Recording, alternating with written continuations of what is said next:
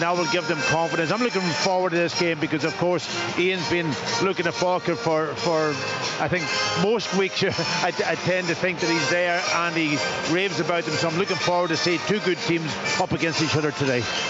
Yeah, Ian, a magnificent season from Falkirk and playing some really mouth-watering football, especially last week against Hibernian. Yeah, they are, and John McGlynn's not obsessed with attempting to play total football. He goes back to front as well, but in the last game I saw Falkirk, I mean, I've covered him a few times, not quite as many as Packy thinks, but I've covered him a few times. But I've seen them in League One, I saw them in the Championship, I've seen them in the Premier League, and last week against Hibs? I think it was last week when they won 4-1. That is the best I have seen Falkirk play. They could have won 6, or they could have scored 6 or 7 goals, and I tell you, this is not a gimme for Celtic. Falkirk come here in magnificent form. No, and Celtic will very much know that. Teams lined up, and kick-off by Calvin Miller, the former Celtic academy player, is having a fine season for Falkirk, and it's headed by Kieran Tierney, Celtic left back, and out for a throw-in to Falkirk over on the far side. Celtic Park pretty full, although still the ban in place for the Green Brigade over on the far corner, which John McGlynn, the Falkirk manager, actually mentioned in his pre-match media during the week about how that might be able to help Falkirk if they can quieten this crowd, and they are certainly a team capable of doing that, and they won't sit in their own penalty area and try and defend from deep either. They will certainly try and play and take the game to Celtic. You heard John McGlynn saying he's brought in Willie Marsh for Yates to try and do just that, the young player on loan from Sheffield United. Here he is, heading it forward up to Barney Stewart, who tries to get turned. He's lost out to Scales, and then Engels gives it to McGregor next to the touchline, shifts it back to Scales, who goes back to Schmeichel. It's a horrible bobbling ball, and the Celtic goalkeeper takes a touch and plays it out over on the far side. It was a bit of a horrible pass back to Schmeichel. I didn't think he needed to take a touch. I think he just put his foot through it. First time he took a touch, and then he was under that bit of pressure just to get a ball away, and he knocks it for a throw-in. Stewart's flick on the edge of the box, half prodded away by Celtic, but it will be returned, and the challenge goes in, and it'll break for Miller over on the far side, but in the end Maida gets back and hits it out over on the far side. So Falkirk with a really bright start in the first minute and a half here at Celtic Park. Been in Celtic's half pretty much the whole time, and then Keelan Adams returns it now to Wilson. His cross is blocked, and it is a corner kick to Falkirk, who are a team oozing with confidence, Ian, and you can tell. Yeah, I mean, this passage of play, though, I think his pack is right. It was a poor pass back to Schmeichel, but you know, if he's going to take a touch, take a good touch. He took a really poor touch, and that hence this passage of play and Falkirk on the front foot. Corner over on the far side as we sit in the main stand here at Celtic Park, and it comes with the left foot of Miller. It's a high one right to the back post, headed by Henderson, where he went up, but it's flicked away by Celtic. Keelan Adams comes across, gives it to Tate, who has been a great foil for Spencer in the middle of the park this season for Falkirk. Leon McCann now going to cross from deep, and it's missed by everyone, and then it comes off the chest of Stewart, drops for Miller, gets a strike away block.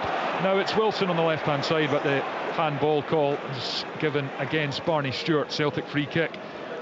Yeah, it was a slow reaction from the referee. He let the play go on a little bit. Obviously somebody must have been in his ear, but I thought he could have called it himself.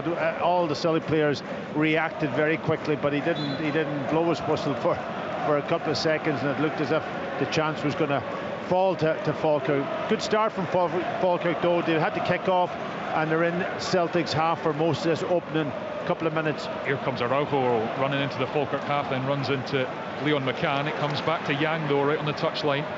He is waiting for support, and he's done brilliantly, Yang, to get away from 2 challenges, now 3, going towards the corner flag, and McCann eventually gets back, and it will be a Celtic corner. Terrific from Kyunjun Yang. Yeah, it was. I mean, you saw Falkirk at the goal kick for Celtic there. They're pressing just like they do against every team. They're about 6 or 7 forward in the back 4 back on the press, but if they get broken through, that's what can happen. But it was great individual play. Short corner work to Yang. He's into the box now, back to Engels, right hand side. He curls one to the near post, glanced away, and it bounces, and Tierney heads it to McGregor, who's going backwards into Araujo, who's under pressure from Wilson, but he gets the pass away to Scales. Scales is going to send it in with the left foot into the 6-yard box, punched by Bain. McGregor goes after it, gets a foot on it, and will he keep it in here? Callum McGregor, he does, right on the touchline. Goes back now to Dane Murray, in for the suspended Austin Trusty, and now Araujo pauses on the ball in the centre-back position in Falkirk's territory, goes to Scales. Scales stops and goes again. He's got Marsh for company. Out to the left-hand side now. Back to Scales and McGregor and Celtic for the first time having a sustained period of possession as Scales plays it towards Tierney, but that'll fall for Falkirk and Tate. And he slides it to Wilson and back to Marsh. He's going to send it in behind. Barney Stewart's made the run. He looked offside. Flag stays down for now. He's on the right hand side of the box. Miller's in the middle. Wilson's also made a run. It's deflected behind for a corner, and now the flag goes up for offside against. It was Barney obviously Stewart. offside. I mean, I hate that rule. I mean, it's 2 yards offside. Just blow the whistle. Yeah, you know, to wait for the VAR thing, but when you're obvious that far offside and it's obvious, put your flag up. And I think nobody would have qualms against that. I think. Yeah, he was comfortably offside. We can see it all the way on from the opposite side of the pitch as Liam Scales controls and slides it forward, and Chavanchara turns, but he's taking a heavy touch. It's out for a Falkirk throw-in just over that halfway line. Celtic won all 3 meetings between these sides this season. 4-1 in the League Cup back in August when Brendan Rodgers was in charge, then 4-0 here. Martin O'Neill's first game of his first stint this season, and then a really scrappy 1-0 win at the Falkirk Stadium where they were lucky to escape with the 3 points. As he goes up to Miller, he's pressured by Engels, whose challenge will break for Leon McCann. He's got space to drive forward as Celtic stand off him. It goes to Miller on the left. He floats one in. Schmeichel watches it carefully and takes it well in his 6-yard box. But Calvin Miller had a lot of room there. You don't want to give him too much room. No, he's had a superb season, Calvin Miller. You know, a young player that was at Celtic here at one point in time in his life, but he's developed into a really good player for Falkirk. I had him at Ayr United on loan from Celtic, and he did quite well, but I certainly didn't see this type of development. And last week he was man of the match in the game against Hibs. Yeah, well, he's Falkirk's top scorer this season with 6 goals. He's got 6 assists as well in the Premiership, that is. Right up there, involved in most good things about Falkirk's attacking play this season as it's headed into the path of Araujo. He goes to Yang, and it's headed infield, given away. Araujo wins it back off Marsh. Araujo back to Yang, still in his own half, and he takes it another little run. Yang nudges it to Chavanchara, who's come out to this near side, and he's going to send an early ball to the edge of the box. Maida's made the run, it comes off his shoulder and runs into the penalty area for Scott Bain to pick up another former Celtic player. Yang just looks like a different player now. He does. It's just confidence, I think. It's a strange one, you know. He was on the left-hand side, I think, in Martin's maybe first term here. He was playing almost in, and I don't know what it is. His confidence again with him. Negrin tries to slide it into the box after Falkirk give it away, but it's a good interception. And now Keelan Adams, who's got lots of pace, is carrying it towards the halfway line, and he plays one down the side now for Wilson, and he sends it into the box low along the grass, but no one in a blue shirt will get to that. And Kasper Schmeichel takes it and nudges it to Araujo. Yeah, I was going to say about Yang, he kind of moved over onto the right, and he's still very, very effective. I think Martin O'Neill seems to get inside his head somehow. I don't know whether he speaks Korean or whatever, but he certainly is getting in and giving him a lot of confidence. Just go and do what he's good at, go and taking people on. Yeah, it was a good goal last week against Hearts, created by the new man Thomas Chavanchara, who's been not really involved so far in the opening nearly 8 minutes, but it's goalless at Celtic Park. Celtic yet to get going. We've had one corner, and Falkirk playing as we would have expected coming into this game. A side in pretty good form, won 3 of their last 4 in the Premiership. The only defeat was that game against Celtic where they were unfortunate to lose. Plenty of chances, couldn't take them. Scales clears, bounces, and it's collected by Dylan Tate. Tate forward to Marsh in the number 10 position. He turns and spreads it to Miller on the left hand side. Miller having a go at Araujo, gets the pass to McCann, who curls one in. Barney Stewart goes up, headers down, and Schmeichel with a brilliant save away to his left. Top save from Celtic's goalkeeper, and Barney Stewart can't believe he's not scored. Yeah, it was a really good save, but it freed him inside the box for Barney Stewart, and it was a really good ball. Lovely combination down this left-hand side again, you know, between McCann and Miller, just laying it in. A beautiful ball, and very early ball, but he should have been picked up. But a good header, does everything right. Down in front of the goalkeeper, going into the corner, and Schmeichel makes a really good save. Yeah, it was all the quality of the ball, Thomas, from McCann. Magnificent cross. Corner to Falkirk on the far side. And it comes in from Miller, right on top of the goalkeeper, and the header. I think that's from Stewart again. He's somehow sent it over the top. Falkirk are claiming it was a corner. Goal kick is signalled for. Another chance there, though. Yeah, really good delivery again from that side. I mean, I think a Celtic player did get a touch on it. I don't know who was, maybe it was Scales picking up Barney Stewart, but yeah, I mean, a minute ago the chance for Stewart from the header, all the pace was on the ball. It was a terrific save from Schmeichel. Yeah, Stewart couldn't have done much more with it. No, he did well, got it down, yeah. And he's another player John McGlynn has plucked from university football all the way to the top flight, scoring a hat-trick last week against Hibernian. Terrific story as Araujo turns and gives it back to Dane Murray. Big afternoon for him, only his third Premiership start of the season after appearing from the go against Livingston and then Hearts in that 3-1 defeat. Brendan Rodgers' final game, which was a bit of a nightmare for him. And it's played down the side for Maeda to chase.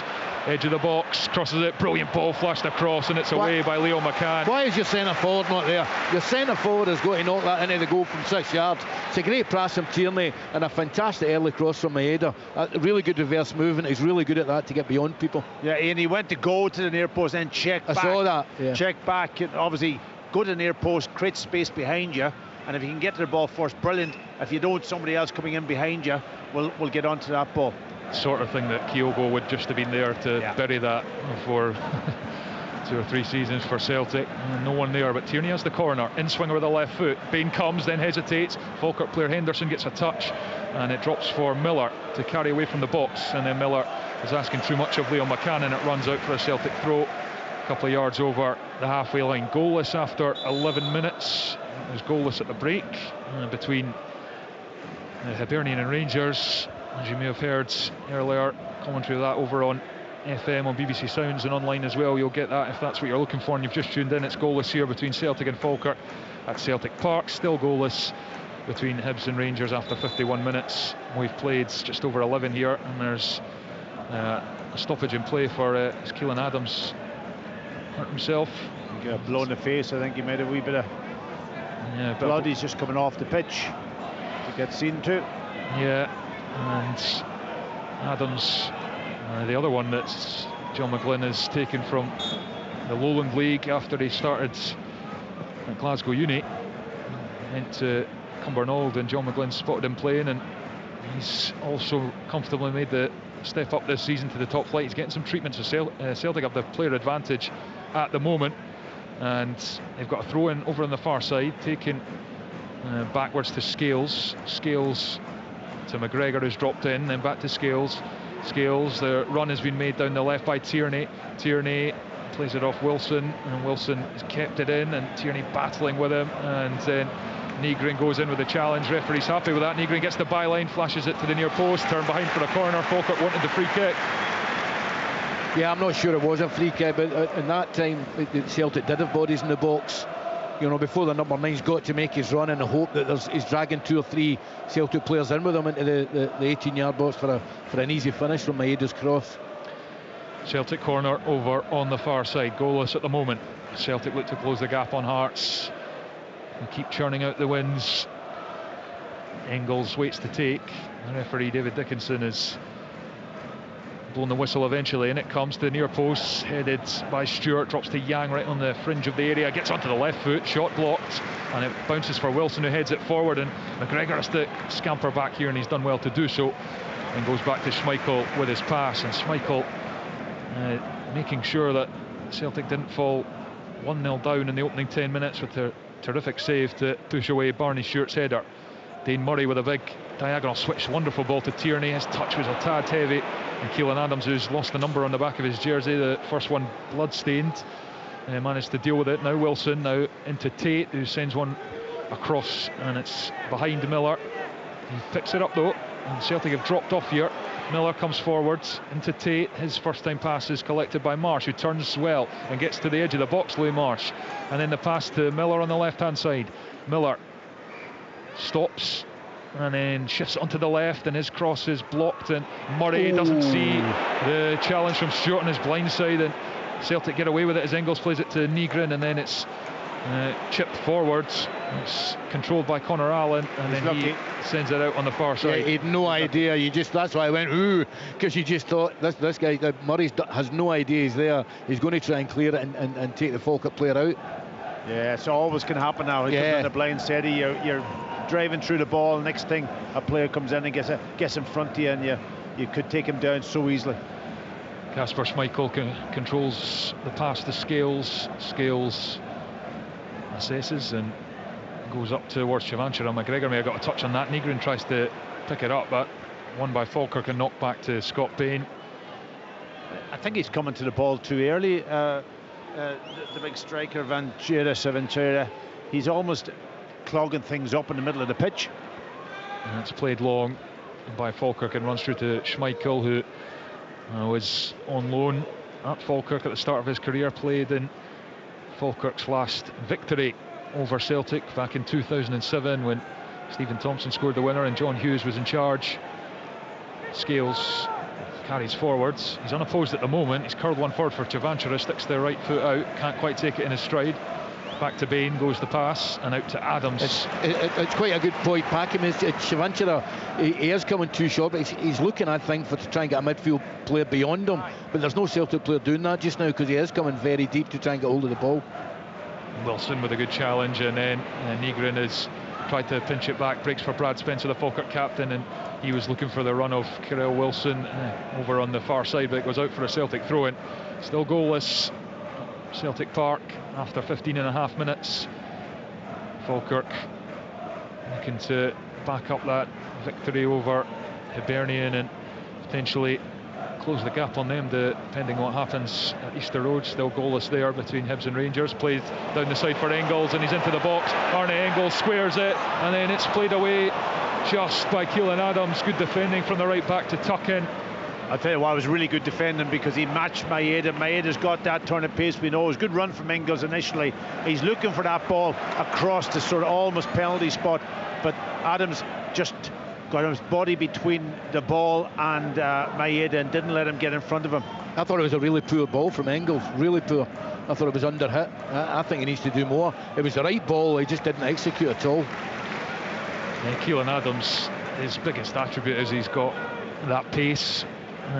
One of the few that can probably live with Maeda at full tilt in the Premiership, as McGregor turns and gives it to Dane Murray and lets it run across him, Murray, and then the right foot out to Yang. It was read by McCann, and that's a late one on the Korean, and the yellow card is coming out for Leo McCann. He apologises to Yang, accepts his booking from David Dickinson, just mistimed. Slightly mistimed, but I thought he was favoured to get the ball initially because Yang was coming in off the line and he's gone to ground. Maybe that's why it's the rules nowadays, and just Yang just got a touch to it before him, but a yellow card probably is the right decision in the modern world that we live in football. Yeah, it's booking for Leon McCann, the first of the game, and it's a Celtic free kick about 10 yards in from the right hand touchline, and a chance for Engels to whip one in with a right foot. Celtic have been a bit more of a threat from set pieces in recent times. Trusty getting a couple in the European games. Engels going to take, curls it right to the back post. It's overhit and it will spin all the way out to the far side. I think it was Dane Murray did jump up for it. Went over his head. He's a big lad, Murray. I don't think he's that big though to get that one. That was looping away. Maybe came a little bit early. He could have maybe dragged himself further back and given himself a better chance to get on the end of it. But they have got that extra height now with Chavanchara up front. They've also got Scales, as we know, so it just gives them a little bit more power in the opposing box. Still goalless at Celtic Park. As Scales heads it to Engels, he plays it away to Araujo. Araujo has got a bit of space and he stops and then thinks about driving forward again. It's held up by Dylan Tate. Araujo plays a poor one into the box, only half away by Spencer, and then it's hit by Tierney coming in from the left hand side, but comfortably over Bain's crossbar, 0-0. Thank goodness the one when he scored for Scotland went his left foot, not his right. Yeah, absolutely. That was not his favoured foot, and he sends it into the stand. But I tell you, Thomas, you know what's really likeable about this Falkirk team? They try and be really, really positive, but how hard Wilson and Calvin Miller work. You know, they're wingers and they want to play right out of the field, but they're getting back to help their full-back. But just about every occasion is needed. Brad Spencer just prevents Chavanchara from nicking that just in the final third as Falkirk were playing out. As it goes up to Miller, can't take it on the stretch, and Araujo will go back to Schmeichel. Yes, I think when you watch Falkirk in the flesh, you really appreciate how hard they work, and it's similar to Motherwell, play similar systems, try and build it up, and I think just running all the time. Yeah, I think they reflect the manager who's had to work really, really hard to get to the level he's at. Yang tried to play it to Negrin. Sorry, Ian, on you go. I was going to say, it's the profile of player that he likes, isn't it? You know, John McGlynn, they're all hard working, they're all nice and nippy, they're sharp, they're comfortable on the ball, and that fits into the type of player throughout the team, by the way.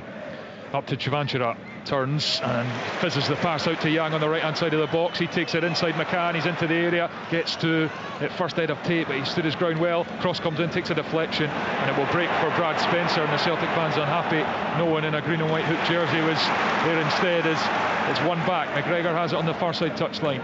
He shuffles backwards with the ball and goes to Scales. Now Murray in the centre circle, up to McGregor, the Celtic captain. As he gives it back to Murray and then into the feet of Scales. Scales carries forward and then looks to play to Chavanchara in the box. Poor touch. McGregor pounces and he's won a corner for Celtic, which didn't look likely from that initial ball. Yeah, that's what I like about McGregor at times. You know, he's a sitting, holding midfield player, but he will go into those areas and he reads the game really, really quickly, really sharp. Still goalless, incidentally, between Hibernian and Rangers, so Celtic won't mind that if they can get the job done here themselves, but it's still goalless. Corner on the far side. Engels will hope for better than the free kick he delivered moments ago, as Celtic Park anticipates.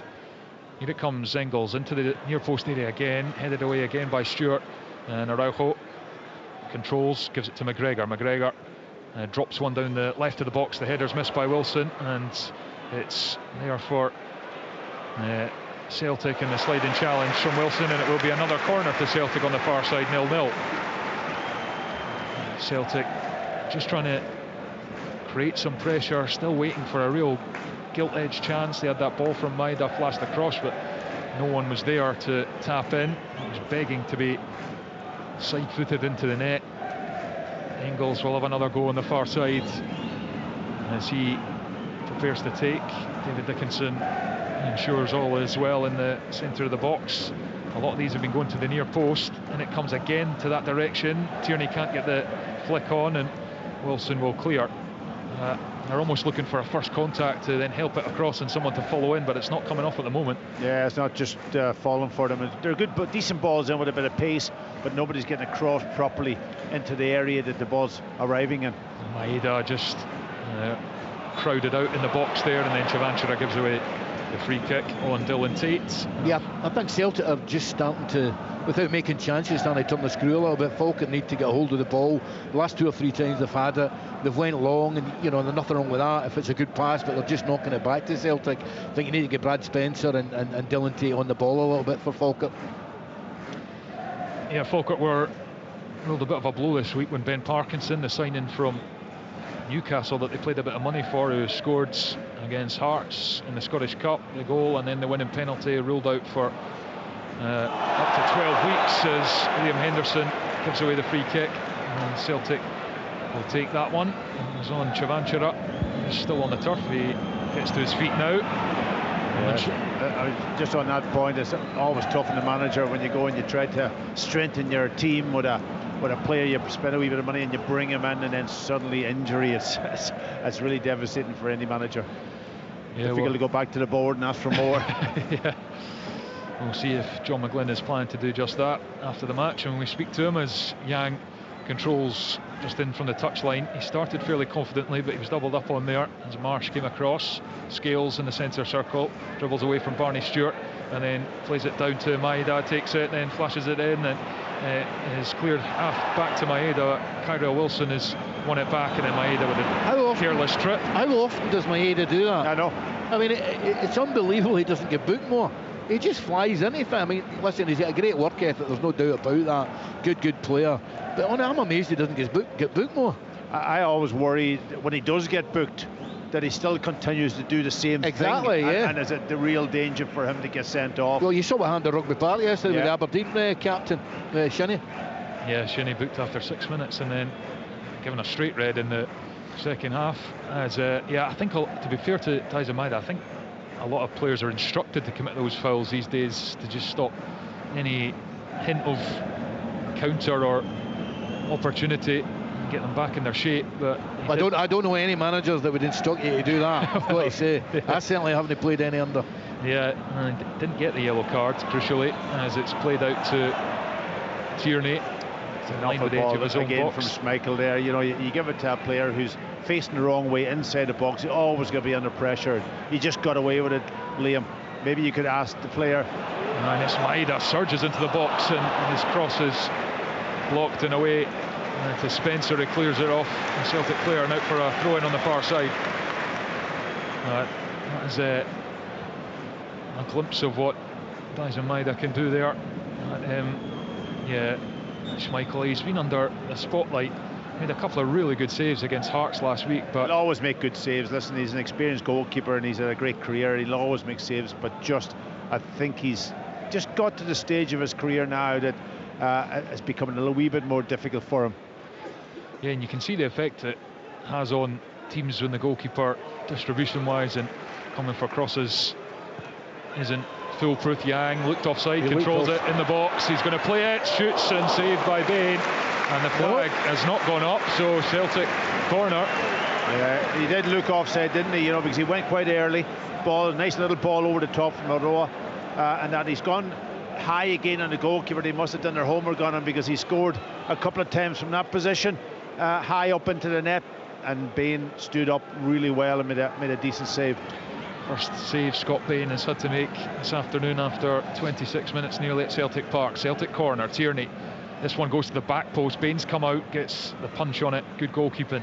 And it will go out on the far side for a Celtic throw-in. And it will come again, as Ian says, Celtic just starting to hem Falkirk in after the Bairns had a lot of territory in the opening 5 or 6 minutes or so. But Celtic, without opening them up too many times, setting up camp in the Falkirk half as McGregor and Scales exchange passes. Scales down the left, he's overhit that for Tierney. Go behind for a goal kick. You can't go beyond when your defensive line you're playing against is only 16 yards from your own goal. You can't knock it beyond unless you're knocking it diagonal.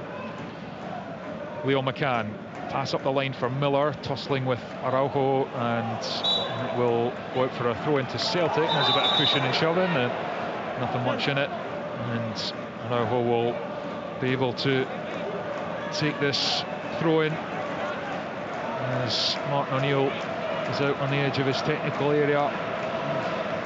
His 100% record in the Premiership this season was ended by Hearts last week, but still unbeaten, 7 wins from 8, as Chavanchara knocks it to Yang, who fouls Brad Spencer. Free kick.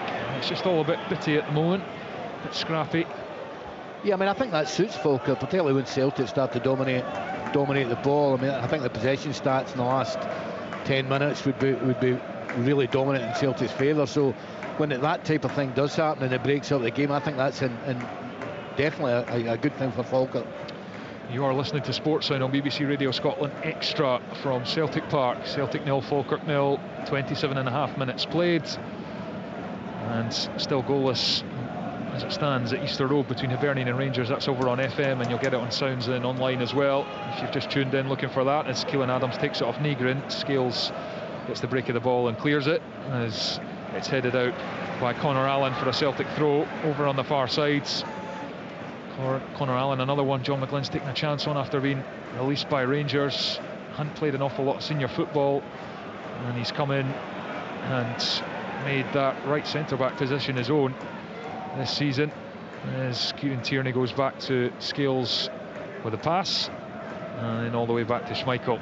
Yeah, Ian, any thoughts on the big striker Chavanchara at the moment? Well, I was just thinking he's certainly quick. I don't think there's any doubt he's quick, but I get what Martin O'Neill was saying about he's not a physical presence like a Hartson or a Sutton. I get that. I don't think he is that.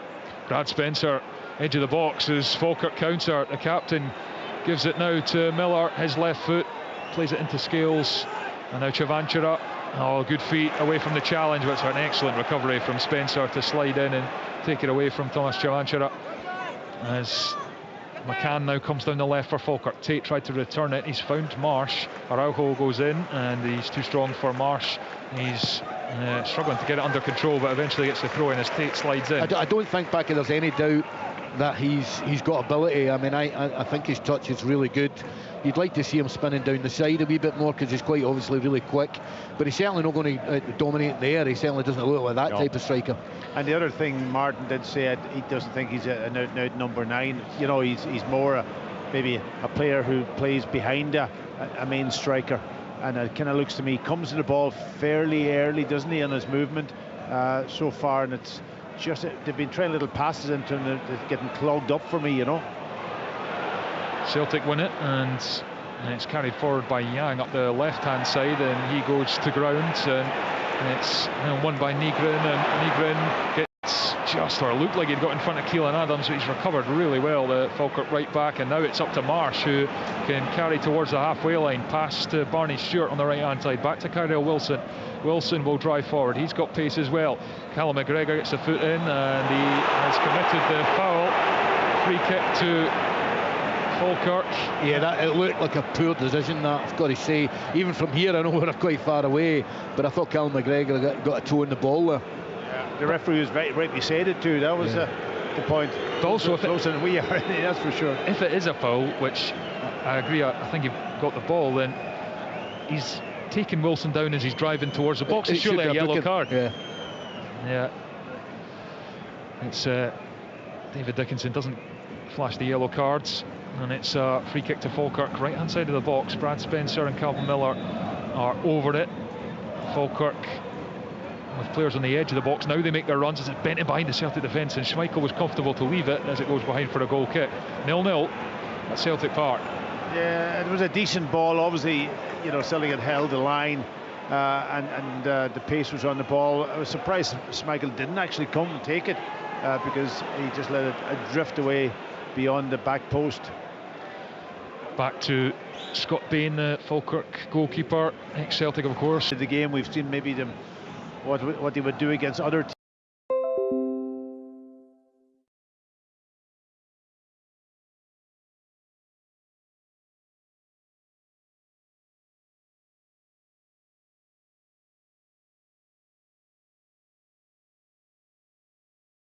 teams that come here with a lot of the ball. They've had possession, but they haven't quite dominated. Poor pass from Scales, and McGregor has to bail him out to take it back off Stewart. Scales controls, clips it forward. Oh, it's missed by Adams, and now Maida's into the box. He's facing away from goal, and it's a brilliant recovery challenge from Connor Allen to get goal side and prevent Maida from progressing. One back by Tierney, and Adams pinches it back off him, and Tierney again wins it into Nygren, left hand side of the box, curled in, but Chavanchara is behind Henderson, who's able to head away. He peeled away towards the back post as Dane Murray collects under pressure from Stewart on halfway and goes back to Schmeichel. I think the really good news, Thomas, for Scotland is that Kieran Tierney, in my view, in the last 2 or 3 games, I've seen him as starting to get back to the levels that we know he's capable of. Yeah, I agree with that. Yeah. Nygren carrying forward, left-footed cross, and it's over Yang, who'd made a run in from the right-hand side. Araujo will fetch it just in front of the touchline, and he rolls it with the studs and goes back with a pass to Callum McGregor. McGregor looks up. Has he got options in the box? Chavanchara and Maeda were in there, but he recycles play. Scales, Nygren, top scorer this season with 14, and he's not played up front. Murray forward to Yang. Yang takes it in the field into a crowded area, and McCann takes it off him, and now Tate can stride forward and he's got space, and he plays it towards Stewart, who'd made the run beyond, but Scales watched it and slid in, throw into Falkirk. Yeah, really underrated centre-back for me, Liam Scales. Every time I see him, I think he does really well. He's maybe had too much time in the ball today at times, and picking out passes that are maybe slightly overhit when they're not on, but I think he's a terrific defender. Yeah, I agree with you, and where he doesn't like to be is high up the pitch away in the left hand side, trying to pick a pass, but he's a little bit deeper than perfect. Well, his challenge last week as Kizaridis was pulling the trigger, was defending as an art form there as he came in behind and just made a crucial block, and Celtic got a point at Tynecastle. Henderson forward with a left foot. He's been a revelation, started every game for Falkirk this season. He's been with them since League One after joining from Edinburgh City. He is a top left centre-back. Absolutely. It's one of the best individual performances I've seen from a defender at Tynecastle in the Scottish Cup from him. Just strolled through the game. As Kyrell Wilson switches it to Leon McCann. McCann into Miller. Miller back to Brad Spencer. Falkirk captain gives it to McCann. McCann in the pitch and then crosses it, back post. Stewart had started to make his run, but he obviously felt the ball was beyond him. Thumbs up though from him, goes out for a Celtic throw. He did take up a really good position though, Thomas, in between the centre back and the full back, and if the ball's on the money, he's got a chance to score if he heads it back from where the ball came from. Thrown forward by Tierney, still goalless. We've got 10 minutes plus stoppage time to the break. Tierney plays it forwards. Henderson's header, Nygren's header, Spencer's header.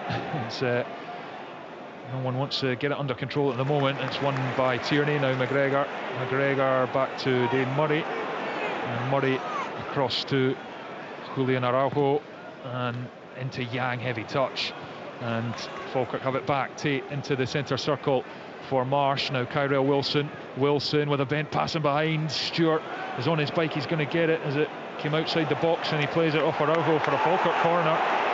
And Celtic fans don't agree with that call from David Dickinson, but I think they thought it was offside. The initial run was offside, but we can't tell from this angle.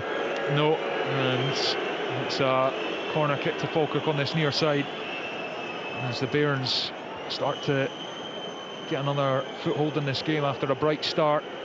Celtic still to fashion a really clear chance. I suppose the Yang one that was saved by Bain, but I do wonder if that had been ruled out by VAR for offside had it gone in. In comes from Spencer. Schmeichel punches. It's controlled well by Tate. He sends it back in with the right foot, away by Scales. Miller in the corner of the box, drops his shoulder, strikes it with the left foot, and it's over the top, 0-0. Yeah, threatening from Falkirk. Yeah, it's a good punch from Schmeichel. I don't want to see him do more of that, actually. You know, in the game against Hearts, I didn't think that he dominated his box. You know, when it goes that distance and it's in the air, just come and get a good punch on it and clear things up for your colleagues. Wonderful switch this out to Yang. It's bouncing and he controls it just on the threshold of the penalty area. Turns back, gives it to Araujo, rolls it with the studs to get it out his feet. Ball in, Chivanchara's header, and Maeda was coming in at the back post, couldn't get anything on it. 0-0. The only thing I'll say is, you know, back when Brendan Rodgers was here, I always thought that the wide men knew exactly when to go in round the back. 2 or 3 times Yang and Maeda, they've come in way too early. They've come in the space far too early. Something I used to do all the time when I played. I was terrible at that, but you know, sometimes you just got to hold that space round the back for the ball coming there. Yeah, we've seen it a lot. Dyson Maeda coming in, following in, or even last week Yang coming in, finishing Chivanchara's cross against Hearts for 2-1. Tierney's header forward, but it's not clicking for Celtic at the moment, and it's all pretty flat at Celtic Park. John McGlynn did mention that. I think his I'm paraphrasing, but he definitely mentioned that paper rustlers who might make it a quiet atmosphere if Falkirk are able to get things going, but Celtic fans not happy right now. But Yang has it and gives it to Araujo, who is urged forwards. And it's back to Dane Murray. It's all pretty slow from Celtic from the back, you know. Again, you know, an opportunity maybe to drive forward with the ball, and Falkirk's working very hard, of course. There's a good ball from Scales, great ball actually. Oh, and Yang's touch is poor, but he will keep it in, and he plays it off McCann, and it'll go out for a throw-in, but that could have been a more promising position with a better touch from Hyunjin Yang. Dane Murray stops and drives and gives it to Araujo, back to McGregor. A knee slide. It is Celtic 1, Falkirk 0. Yeah, well listen, it was a really good bit of play, really more dynamic from Celtic, from right to left, down to Tierney, ball into the box. Chivanchara then makes his run, just guides the ball with his head, He doesn't have to do much more because the pace is on the ball and just guides it across Scott Bain off the post, and then good goal from Celtic, badly needed from their perspective. Really good movement. Really good movement across his man, and I tell you, it's a header that John Hartson or Chris Sutton would have been proud of. Terrific goal, terrific movement, terrific finish. Bain was at full stretch to try and keep it out, but it kissed the inside of the post and went across and nestled inside the other post. Yeah, as a goalkeeper, the ball's always going away from you. It's really difficult. It's not coming towards you or going straight, it's coming away from you, and it's always difficult to get a touch on the ball, especially it's so accurate right off the post. Well, Celtic Park feels a happier place now. A breakthrough just before half-time for Celtic, and it's potentially harsh on Falkirk, but Celtic had the bulk of the possession as Connor Allen plays it out to Keelan Adams on the right hand side, halfway up Celtic's half. He's going to send it in from deep. It's there for Louis Marsh, who gets a good header on it, some way out, but it goes by Schmeichel's left hand post. Yeah, that quick passing, get it down, get it away to the side and get an early ball in, then strikers can make their movement. But once somebody takes an extra touch, strikers then are sort of almost caught in their heels a little bit. So it all happened very quickly in that situation for Celtic, and it was a really good goal. Still goalless between Hibernian and Rangers as we head towards the final 10 minutes. Celtic leading 1-0 against Falkirk. Thomas Chavanchara's first goal in the green and white hoops, and that will do his confidence the world of good. I don't know about you, Ian, but obviously that sort of 5 minutes before half-time, I always keep saying it as a critical time, and there's so many goals are scored within that period just going to half-time. Whether players switch off or whether, I don't know what it is. You've been a manager, well, I'm sure you'd be frustrated with that. Yeah, it's even more important when you're coming to Celtic Park or you're going to Ibrox, not to give the crowd a lift. Yeah, at half-time it stays at 1-0, they'll go off to cheers. If it was 0-0, they'll go off to boos. Tierney closed down by Adams. It's going to break for Kyrell Wilson in the Celtic half. Wilson sends it back to Adams down the right-hand side. He's not got much room to work with here as Scales has come across, but he has won a corner kick. Plays it off the defender. Falkirk just, Ian, so good at getting up the pitch and just 2-3 passes, they're in a promising position. Yeah, and that's the right back there. The right back's beyond the players that's playing wide right. Keelan Adams is just so positive in everything he does in the game, and defends really well as well. Corner on the far side. It's going to be Miller with the left foot. It's a high one. Schmeichel stays in his line for now. Henderson's headed across, and it's bouncing horribly, and Schmeichel has somehow dived on it as it was heading for the net, and Falkirk so close to an equaliser there. And now I think there's a clash of heads. Dane Murray has taken a sore one, and Engels is also limping. So I thought it was chaos. a goal. Yeah. I thought it was a goal. I mean, we couldn't really see from here. It was ping pong in the box, but I thought the initial header from Henderson was just going to get tapped into the net. I thought it should have been a goal, because I think there was a free header right as the ball comes back across from Henderson.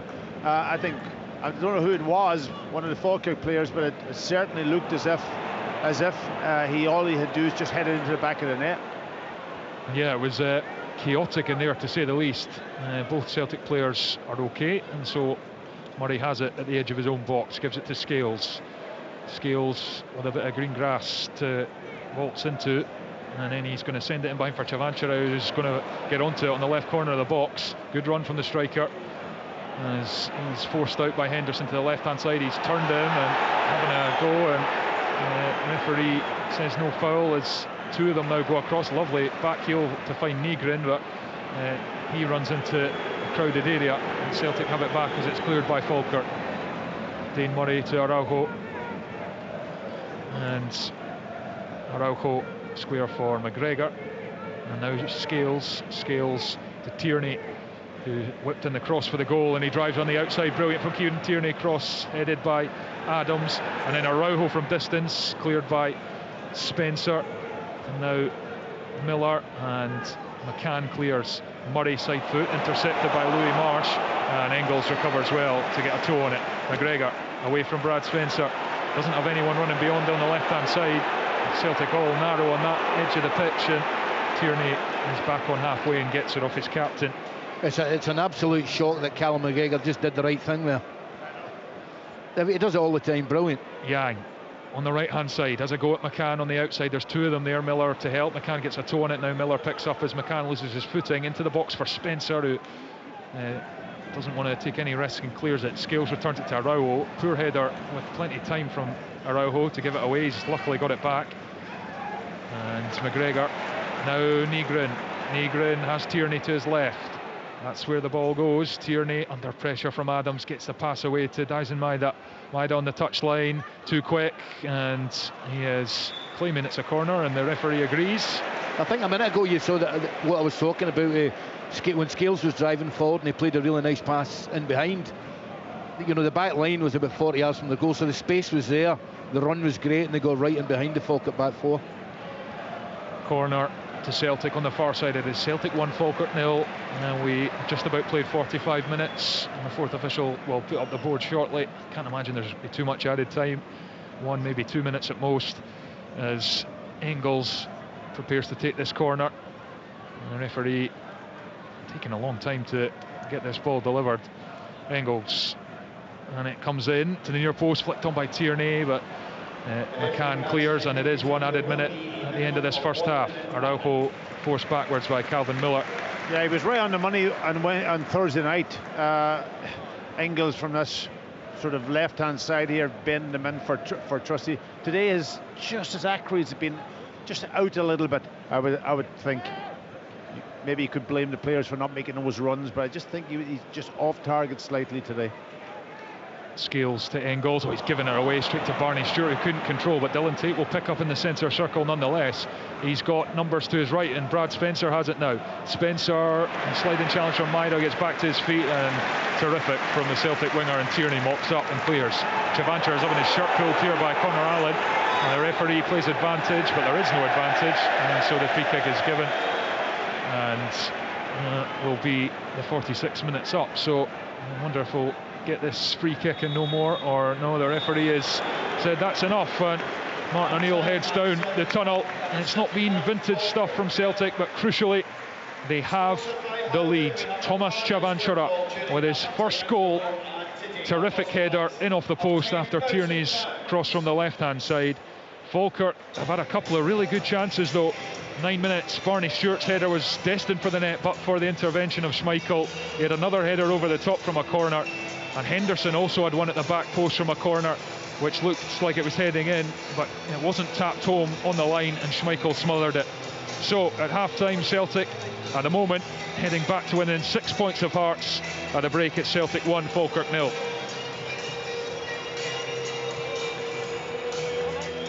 So you are listening to Sports Sound on BBC Radio Scotland Extra, and goalless between Hibernian and Rangers heading into the closing stages. And at half-time at Celtic Park, Celtic are in front. We've been describing the action, myself, Thomas Duncan, with Pat Bonner and Ian McCall alongside me. And Pat, Celtic not sparkling, but it's been effective enough, and it's a fantastic goal for Thomas Chavanchara. Yeah, Chavanchara, and listen, that sets him on his his career with Celtic in the right manner, and every striker wants to get that goal, especially on your home debut. And it was good movement from him, really good.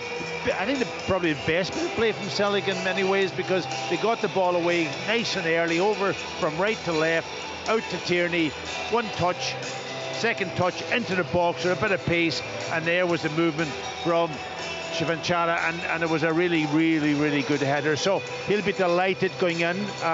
Falkirk have made a game of it, I've got to say, and the game has been a bit stop-start for me.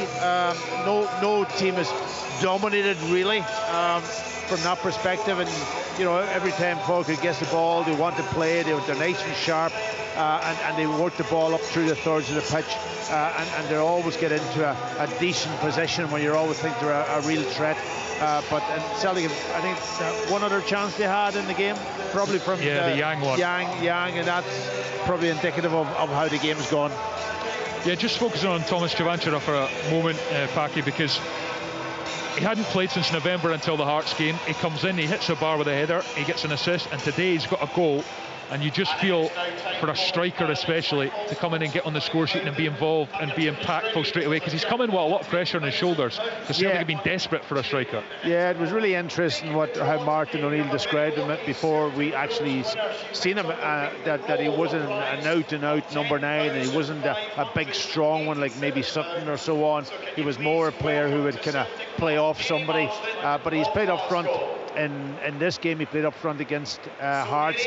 Didn't really have a much impact in the game up until that second goal when he ran away from the centre half, and it showed a good turn of pace. Today, the movement for the goal was really good. So that's really kind of another part to his game that we've seen today, which is really interesting.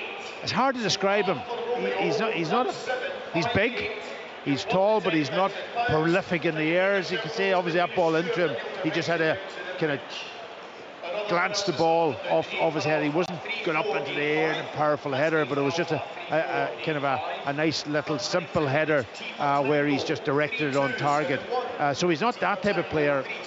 He'll fight away, but he's not big and powerful. So we kind of don't know what type of player he's going to be, but getting off to that start is the most important thing. It just gets the crowd to sort of on your side, kills any belief that he can't score goals. He hasn't done it when he was out on loan. He scored lots of goals. I think it was Sparta Prague he was with, and scored lots of goals there, but didn't do it out on loan. But today he's got off to a perfect start with Celtic. Yeah, 24 and 49 for Sparta Prague, so almost a goal every 2 games in his homeland. Ian, what will John McGlynn be saying at half-time? Because there's lots of good in there, but frustration that they've conceded, obviously. Yeah, I mean, I don't think you can say if there was one team that deserved the lead, it was Celtic. I'm not sure either team did, but I think Falkirk, they'll be very, very pleased with how they've played, but ultimately, John wants to come here and win. He take a point, he wants the 3 points. I don't think Spencer and Tate have been quite as influential as they usually are. I think they need to get them on the ball a little bit more, and maybe try and, maybe as the game progresses, he always changes the front 3, 4 with about an hour gone, but maybe in the flanks, Miller and Wilson need to be a little bit more progressive and get higher up the pitch and start higher up the pitch at times, albeit at times, however you set up when you come to Celtic. In the old days when you go to Rangers, sometimes what the Celtic Rangers team do dictates how you look. I think he'll be reasonably happy, but gutted at losing that goal. In terms of Shavachara, the one thing I'll say for certain is he's lightning quick. This is the first time I've seen him live. He's really, really quick. And in Scotland, at times the way Celtic play, there might not be a lot of space behind for him to use that pace, but he's sharp and he's really, really quick. He's got genuine, it looks to me he's got genuine pace. Yeah, certainly.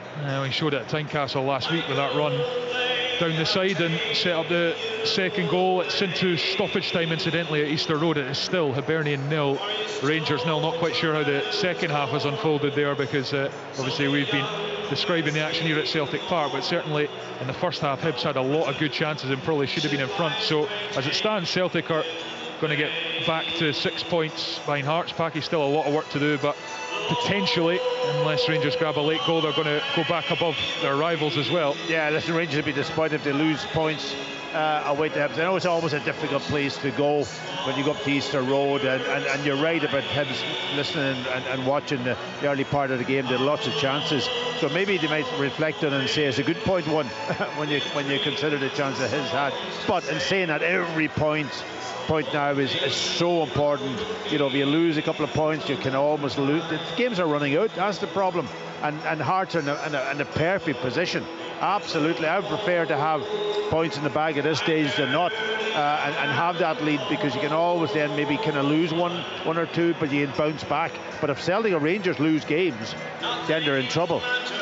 And an interesting part as well, because of course Celtic getting through in the Europa League is terrific, but they're going to be playing Thursday, Sunday another couple of times, which means Hearts can put pressure on. Listen, Celtic go. It's so important that they won this game at home today. They're in a good position, but they go up to Aberdeen. Aberdeen's not playing that particularly well. We know that, but it's always a difficult place for either of the Celtic or Rangers to go up to Aberdeen. They're always up for it. And then if you're rightly say Stuttgart, never easy, and they actually play Stuttgart away from home before they play Rangers on the Sunday, on the Thursday. So the games come thick and fast, and that. So Celtic has just got to keep the momentum up, keep the ones going, which have done well under Martin O'Neill. You've got to say he's got them one in, which is a great attribute.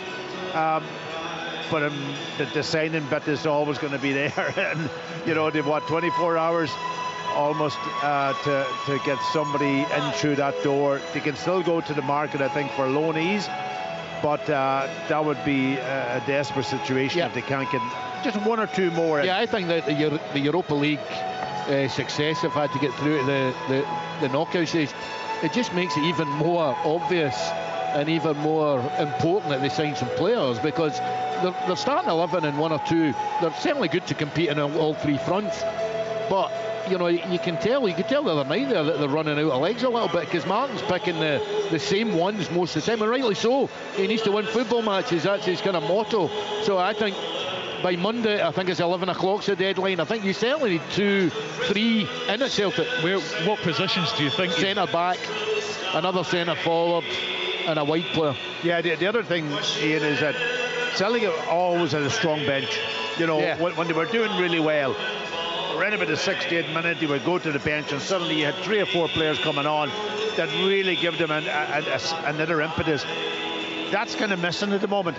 They're almost going to the bench, maybe when they're struggling rather when they're on top, and that is a real problem. And he has to play the likes of Callum McGregor week in, week out. You would love to see Callum getting a bit of a rest. They don't have a player to fit that role. Although imagine asking Callum McGregor, do you want a rest? Well, he just would like, no chance. I want to play.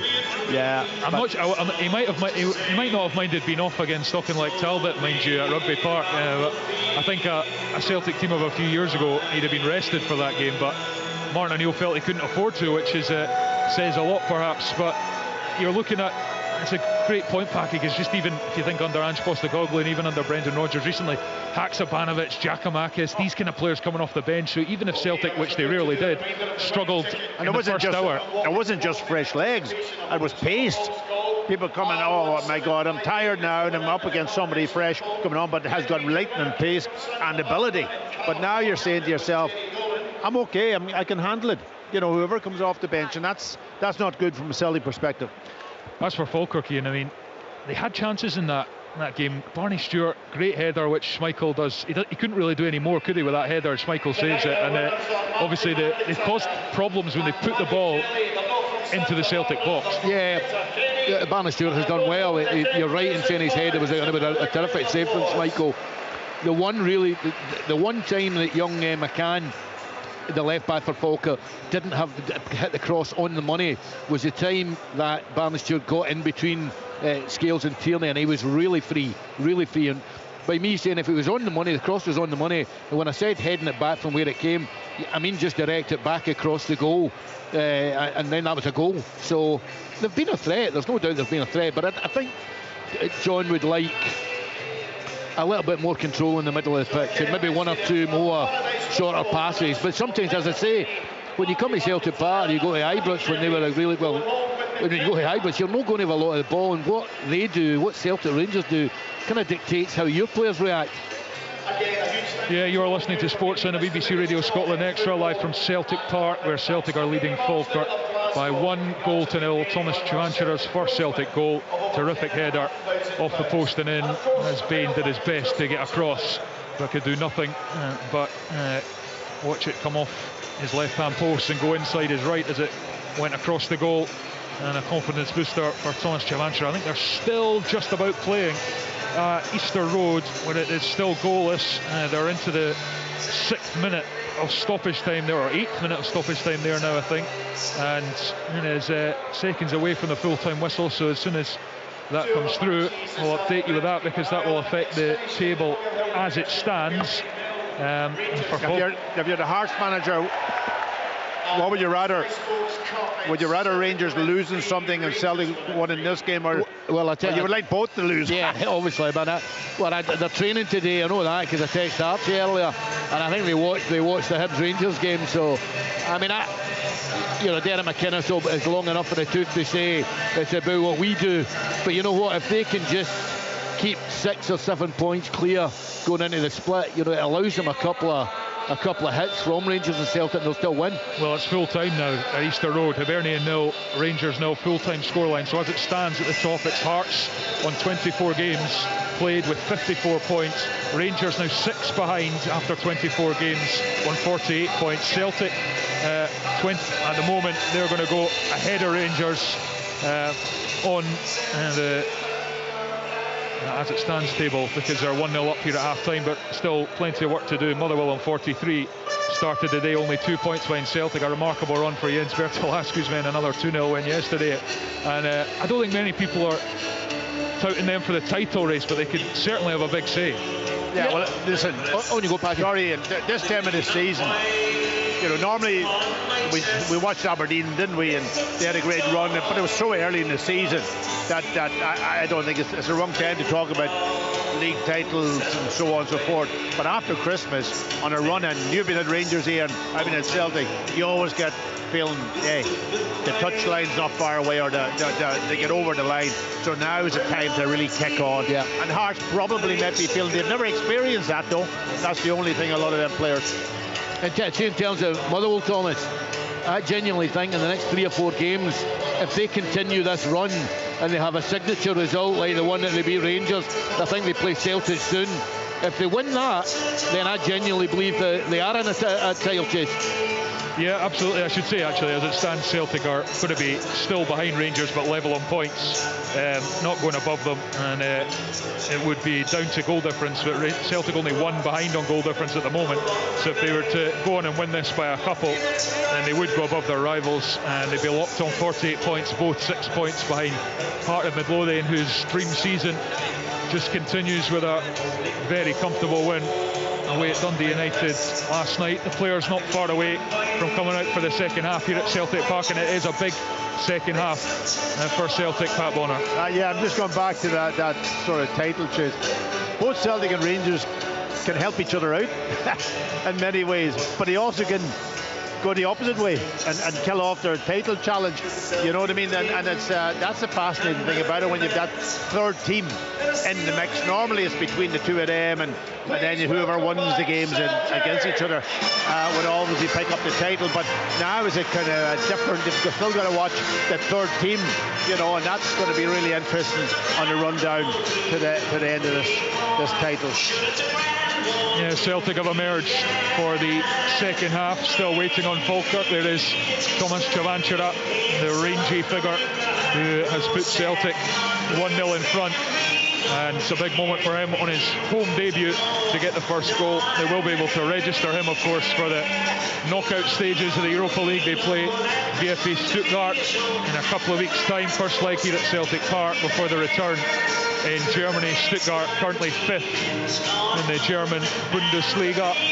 Falkirk now emerging onto the pitch. Doesn't look like there are changes for either side, so we will see if there are any tweaks or how the teams will emerge. But I suppose you would expect, Ian, Celtic to try and just up the tempo here. Yeah, I think so. I mean, they've got the added bonus. I know you went through the league table there. They score 1 more goal, they go above Rangers on goals scored. So I'm wondering if Martin O'Neill will know that. I'm absolutely certain that he will. Yeah, psychologically, it would be big to usurp their rivals again as that Ingles kicks off to Callum McGregor. And the second half is underway. Celtic leading by a 1-0, and Yang's on the march down the right already, and he crosses it very early. Chavanchara is lurking, but Allen stoops to head away. Tate battles and Spencer clears. Scales is under it and heads it forwards. Flicked back by Miller, and then forward again from Spencer. Murray lets it bounce and then heads it back to Kasper Schmeichel. So the teams are Schmeichel in goal, Araujo, Murray, Scales and Tierney at the back for Celtic. Ingles, McGregor, Yang, Maeda, Nygren and Chavanchara, as it's played into the channel, and Chavanchara so quick he gets there ahead of Allen. and he's forced out towards the corner flag. He's trying to turn, the defender stuck to his dash, and he's got back in front of him again, lays it to Maida, who was under pressure from Tate, and he clears it out for a throw-in to Celtic, and Maida's caught a sore one from Tate on the follow-through. It will be a throw-in. Graham Potter here, the former Chelsea and Brighton and Hove Albion manager, Sweden manager now, casting his eye over Benjamin Nygren, no doubt. He's having a fine season. He's having a great season. Not so effective today, I've got to say, in the middle of the pitch. He's not that type of player that will go and get on the ball and make passes, but he gets into the box. He gets into those brilliant positions. Into Chivanchira, heads it up in the air, and then Henderson does get it away. Drops for Maida, his pass to McGregor is cut out. It's up to Stewart, who lays it well to Louis Marsh, and Marsh is looking for Miller's pace in behind, and he's found him. Celtic have two back in Murray and Araujo. Miller tries to go outside, Murray gets a strike away with the left foot. Oh, it's flashed away just by Schmeichel's left hand post. Heart and mouth moment for the Celtic fans there. Stays 1-0. Brilliant play from Calvin Miller, and I think he chose the right option. So if you watched it, he actually looked up, he thought about going to chip the goalie from about 30-40 yards, and Schmeichel was off his line, but it was a really good strike. Must have been really close to the left hand post. Yeah, really good effort from Calvin Miller. He looks to add to his 4 Premiership goals this season, 6 assists in the league as well. Excellent season. Played 5 times for Celtic under Brendan Rodgers in his first spell, and there's an early change coming here. I think Dyson Maida is not going to be able to continue. It's Yang who's coming off actually on the far side, so James Forrest is on, and Yang is replaced. He's moving rather gingerly over on the far side. It must be an injury, is it? I didn't see him getting injured. I didn't see it in the first half, but it must be, I think. Yeah, he must have gone back out to try it out and just has put his hand up to say I can't continue. And James Forrest comes on, and James, we know what he can do. Getting older now, James, though. And Falkirk win it. Spencer forward, Stewart turns, gets a touch on it, and McGregor gets back and dispossesses him. Araujo down the right hand side, carries forward past the Forest, and then infield ball is taken by Tate up to Miller, and he spreads it to Kyrell Wilson. He's over halfway, and then he tried to play in Barney Stewart on the left hand side, overhit, throw it. Wasn't a difficult pass, that. It looked difficult from his slide rule, but it was a pretty easy pass to knock it into his path. Overhit it hugely. Liam Scales controls at the back for Celtic, and Tierney plays it forward towards Chivanchira, headed by Allen. Tate, first time to Kyrell Wilson, back to Tate. Nygren is coming back, doesn't get back in time, but Tate's ball forward is comfortable for Liam Scales to go across. Gives it to Schmeichel. Schmeichel controls and strokes it to Dane Murray. Stephen Welsh on the bench, incidentally, for Celtic. A penny for his thoughts at the moment, because he was involved against Talbot in the Cup, and then he's been out with his squad, and then obviously with trustee suspension he's on the bench today, but playing regularly for Motherwell in the first half of the season in a team that's having a lot of fun, and he's getting a start every week when he was available. So interested to see where his future lies over the next 24 hours or so. Motherwell keen to get him back. Spencer across, but I guess it's probably contingent on Celtic getting a centre half in, perhaps. Yeah, I just saw Jens Bertil Askow there. He'll be wanting him back, although it hasn't diminished how well Motherwell will be playing in terms of the clean sheets. No, but he is a player that I think any team in the league would like to have. He's reliable. He's been really, really terrific from what I've seen him 2 or 3 times, and he's been absolutely excellent, fitted into the style of play really, really well. Yeah, he's had a terrific season, and it will be a shame if he, obviously Celtic have to do what they feel is best for Celtic, but for him personally it'll be a shame if he stays at Celtic and then sees very little game time, having enjoyed his first half of the season at Fir Park. Tierney heads it forward, and it bounces and runs out for a throw-in. Still plenty could happen between now and the transfer deadline closing at 11 o'clock tomorrow night. You can follow it live at the BBC Sport Scotland website via the BBC Sport app. All the deals as they come in. Celtic will hope to be busy. We'll see if Falkirk fancy going back into the market with that Parkinson injury as well. Allen forward to Dylan Tate, who tried to help it on to who he thought was Keelan Adams, but he hadn't made the run. But Kyrell Wilson makes sure that Tierney has to play it, and it's out for a throw-in. I think that's a good ball. He hasn't. So does John McGlynn, because he's going off his absolute rocker. That he shouldn't have played it. Oh, I think John thought it was good. He should have continued his run. Liam Henderson, halfway line, across to McCann. McCann down the line for Miller. Miller tried to squeeze it forward, and he has done. And Louis Marsh has taken a sore one, but the free kick has already been given for a late one on Miller. So Falkirk free kick played. It was 51 minutes. Celtic 1, Falkirk 0. Yeah, 2 players down. Miller's down, and you're right, Marsh is down too. He's off the pitch though. Yeah, and Celtic fans getting frustrated at him, but he's limping quite heavily, and it's played to him, and he springs to life. But it's the referee David Dickinson who calls it back. Wasn't happy with it. Quick free kick. Miller and Spencer are over it,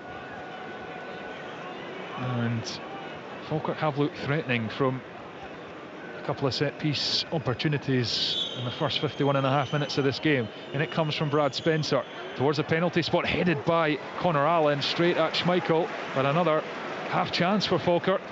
Yeah, that's the one like I'm talking about. If he heads it back the way across the goalie pack, he'll tell you where it's from. It's a really, really difficult save to make. Yeah, and they're getting up and attacking the ball well, Falkirk.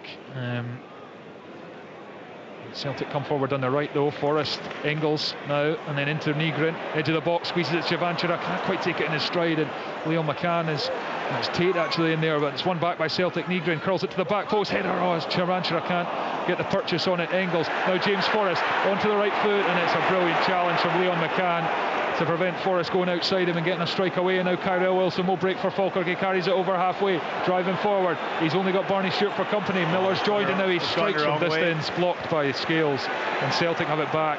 McGregor and Nygren combining, and then out to walk towards Chavanchera, and it's chested by McGregor, and over towards Tierney, and back to Schmeichel. And welcome to listeners on BBC Radio Scotland FM and Sounds who have joined us here at Celtic Park. We've been listening to the game over at Easter Roads. It is Celtic 1, Falkirk 0. Thomas Chavanchera's first Celtic goal after 39 minutes is the difference, but Falkirk have had chances, Celtic have had further chances as well. It's a really evenly matched game this, as Celtic come down the right hand side. Engels has chased it a long way, he's gone down, looks at the referee who is happy that there was no infringement, up to Marsh who heads it to Spencer, and then on towards Miller, but cleared by Araujo. Throw in to Falkirk in their own half, and taking quickly, Miller switches it out to Keelan Adams, and forward for Dylan Tate. He scans and doesn't really have an option with Nygren in front of him, and it's curled forward for Adams, who's made the run. Scales comes across, helps it to Maida, and Tierney forward. Oh, he was looking for Nygren, straight to Spencer. Now Miller shuffles across and gives it to Kyrell Wilson on the right hand side, and it's a lovely pass into the path of Adams. Maida with good recovery, but then it's flashed across. Marsh, back heel from Stewart, blocked, and Araujo is there, still bubbling about Spencer. Araujo has it, shuffles away, shot from Miller, edge of the box, blocked, and McCann has it now. He will look to get the cross in. He's shut down by Forrest for now, and then he plays it off the veteran winger and out for a throw-in. Comic cut defending. I mean, they got the job done, but it was just bouncing about like pinball there. It falls to Falkirk, players got tapping. Good turn from Marsh, now to Miller. Araujo with a challenge, and he's prevented the corner as well. Excellent from the Celtic right back. Throw in taken quickly by Falkirk. Back to Brad Spencer now. Spencer finds Liam Henderson, and Henderson across to Dylan Tate, and Tate up to Kyrell Wilson. Wilson across to Keelan Adams. Adams stops and has Maida in front of him, finds Kyrell Wilson inside to Tate. Tate turns, gives it to Adams inside the pitch. Heavy touch, McGregor wins it. Chavanchera holding it up for Maida, who plays it down the line for McGregor, and there's a slip at the back, and Chavanchera is now making his run. McGregor holds and plays it in behind for Thomas Chavanchera, takes it on the left foot. Oh, saved by Bain, and it's a goal kick actually. Bain never got a touch, it was always curling wides. As it turns out, a good chance for Celtic to make it 2. The tempo of the game's just got up, Ian, hasn't it? Falkirk just raised the temperature, and really, really good play from them, but Celtic just breaking out in that counter-attack, and the pace again of the big striker, Chavanchera. Lovely little ball played into the space for him, and he takes on the shot. I thought he was going to square it at one point. Yeah, I thought James Forrest was open for the cutback. He never quite caught the strike properly, but brilliant pass from McGregor, who had to hold on to it more than he wanted to, but perfectly timed. Falkirk back in possession as it's played to Brad Spencer, and then it's a loose pass which Shavantra got a toe on, but it deflects back into Falkirk hands, and Wilson and Spencer play it to Adams on the right hand side. Adams carries forward, inside ball to Tate. What a back heel flick that is for Louis Marsh, edge of the box, shot away into the side netted, and Falkirk looking sharp here, but they trail by a goal to nil. Yeah, just wonderful player. I think might have been Dylan Tate with the back heel. Magnificent bit of skill. I think Bannister's got to get that in target. Yeah, and then it's still Celtic 1, Falkirk 0, as Tierney is asking for a bit of forward movement. He had to go back to his goalkeeper Schmeichel. Now Araujo on the far side plays it down the line for Forrest, back to goal on the halfway line. Goes back to Dane Murray. Murray nudges it in front of himself and goes for a switch out to the left. He looks like he's overhit that, even by Maida's standards, and it runs out for a throw in next to the corner flag for Falkirk. Yeah, he hits the pass. I think he was looking for Maida to make the run, and he didn't make the run. He can almost reacted to the pass rather than the other way around. Well, Falkirk threatened, but Hearts and Hibs still the only sides to score against Martin O'Neill's Celtic in the league over his two spells. That looked like a little infringement from Stewart on Tierney. Referee didn't see it, and Scales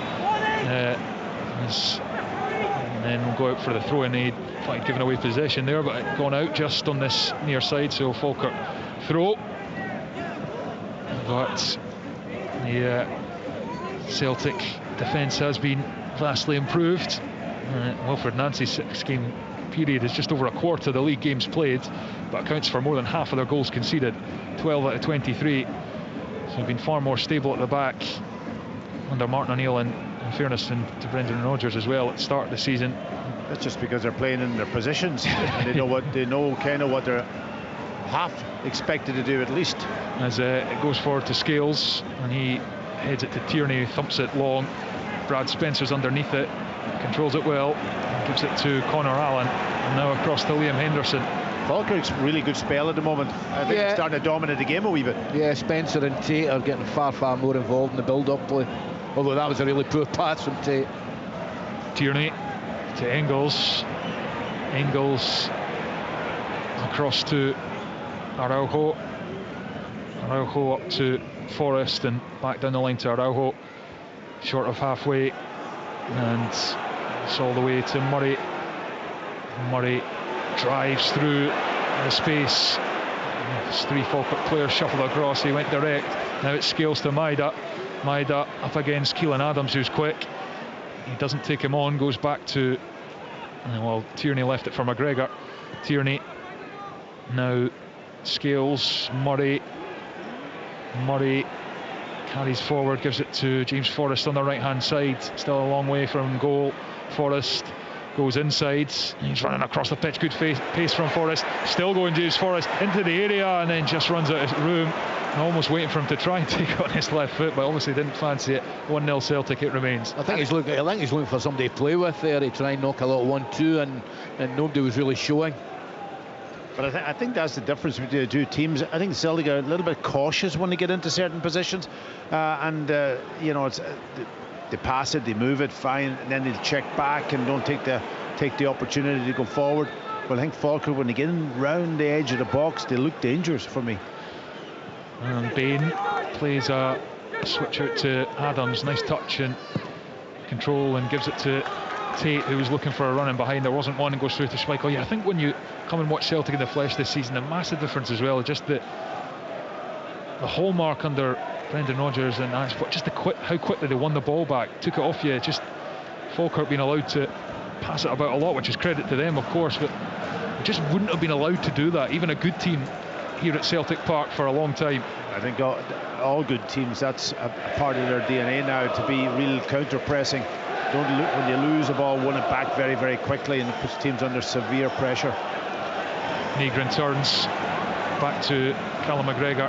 Negrin under the watchful eye of the Sweden manager Graham Potter here at Celtic Park this afternoon, as Murray gives it to Araujo, round to Forrest. Forrest is driving down the right hand side, gives it inside to Araujo, brilliant pass, Araujo across the front post, and Maida slides in and misses completely. Oh my word, what a golden opportunity for Celtic to make it 2-0. Much better play though, wasn't it? Nice and sharp, down the sides again, early ball in, 2-3 passes, and that has been missing a little bit in the second half from them. It has, and Araujo, I think, is very impressive, the new right back. I know it's not his debut, but it was a terrific run and really well found from James Forrest. Falkirk breathe a sigh of relief. They are now 3 points behind Hibs in 5th place, very secure in their top 6 berth at the moment, with Aberdeen 5 points behind. Dundee United a further 3 back, and neither of those two in any sort of form, as it goes back to Kieran Tierney and Callum McGregor. McGregor takes it towards the touchline. Inside ball is for Nygren. McGregor continues to run. Here he is, left hand side, and he gives it to Nygren in the box. It's Benjamin Nygren on the left foot. 2-0. Benjamin Nygren, the clinical finisher that he's been this season, sweeps it home with a left foot. Superb goal from Celtic, and that might be that for the champions. Celtic 2, Falkirk 0. I mean, Callum McGregor, absolutely outstanding. I thought there was shades of him getting back to his best against Utrecht. And it's a listen from Nygren, it's an absolute fabulous finish. But I mean, they started it together 40 yards from the goal. I think it was a 2-1-2. Eventually Nygren had to do the hard part on it. It's a brilliant left foot strike. Packy will tell you, should Bain maybe have done a wee bit better with it? I don't know. I thought that when it was almost like he's hit it and it sort of kind of bent over the top of him rather than, and I thought maybe he could have dived square and maybe got a hand to it with a bit of better strength. But it was brilliant play from Celtic, and that combination of passes you've described, Ian, beautiful down this left hand side, and then Nygren, just one thing in his mind, to have a shot at goal. And that's, if you take a shot, anything can happen. Crossed the goalkeeper a little bit high. I thought, you're right, Finn maybe could have just maybe reacted a little bit better. He's almost diving square or flat, I would say, rather than square. And that's the only thing I would criticise from him. But a really, really good goal from Celtic, and it gives them that second goal, which is critical for them. Well, they're now in 3rd place, Thomas, as it stands. Yes, they're go above Rangers on goals scored into 2nd place. 2nd place, yeah. Yes, I know that's what you meant, Ian, yes. Given our conversation earlier. It's 3 changes for Falkirk. Finn Yates, Ethan Ross and Henry Cartwright on. Kyrell Wilson and Louis Marsh, the players to go off. I didn't actually see who the 3rd player to go off was there amidst the flurry of signings, but Barney Stewart's certainly still on, and I think it might be Miller who's gone off, is it? No, he's come over to the right hand side, and Ross is over on the left. Dylan Tate, yeah, that's right, it is Tate. So it's Miller's come across to the right, and Ethan Ross on the left hand side. Adams controls and moves forwards as Miller tries to battle away. Celtic win it. Nygren now on to 15 goals for the season, 12 in the Premiership, 1 behind Tawanda Maswanise. Now we've got a double for Motherwell yesterday, as Lauren Shanklin on 11 as well, but he won't be adding to his tally for a few weeks yet. Out injured at the moment as Miller controls for Falkirk. They're not done yet, and he's got space to shoot on the left foot, and it's over the top. It's better than that. I mean, you saw him. I thought he was going to go for the far top corner, set it outside the post and try and bend it back in, but he's kind of snatched at it, with a good left foot like he has. That's a half chance. Yeah, been a quality player for Falkirk this season. Falkirk just dealt that blow of the second goal, because he started the second half pretty brightly. Nygren's quality, and he just has a knack back. It's a brilliant finish, because he's not really been in the game much in midfield. No, but it was still good link-up play in that situation, and he just comes to life.